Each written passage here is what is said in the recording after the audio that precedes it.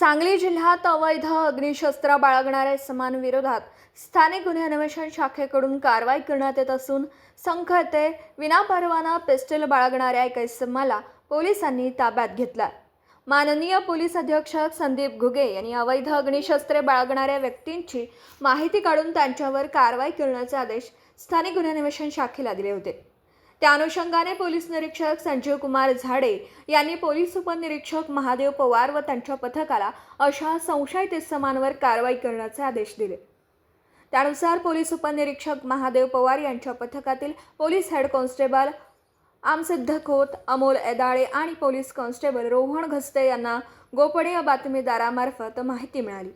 संखतया अंकलगी रोडवरून संख तलावाकडे जाणाऱ्या रस्त्यावरील कट्ट्यावर बसलेल्या एका इसमाकडे विनापरवाना अग्निशस्त्र मिळालेल्या माहितीनुसार पोलिसांनी त्या ठिकाणी निगराणी ठेवली असता कट्ट्यावर एक संशयित इसम बसलेला दिसून आला।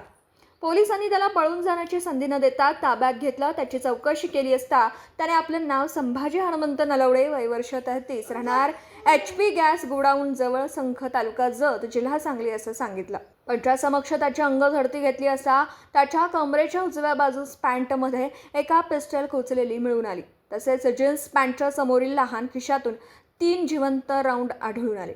संबंधित अग्निशस्त्र बाळगण्याबाबत त्याच्याकडे कोणताही कायदेशीर परवाना नसल्याचं त्यानं सांगितलं। तपासादरम्यान आरोपी संभाजी नलवडे याने हे पिस्टल राहुल माने, राहणार माजी सैनिक वसाहत मिरज, याच्याकडून विकत घेतल्याची कबुली दिली आहे। पोलिसांनी आरोपीकडून एक पिस्टल आणि 3 जिवंत राऊंड पंचासमक्ष जप्त केले। या प्रकरणी पोलीस कॉन्स्टेबल रोहन घस्ते यांनी उमदी पोलीस ठाण्यात फिर्याद दिली असून आरोपी विरुद्ध भारतीय शस्त्र अधिनियम अंतर्गत गुन्हा दाखल करण्यात आला।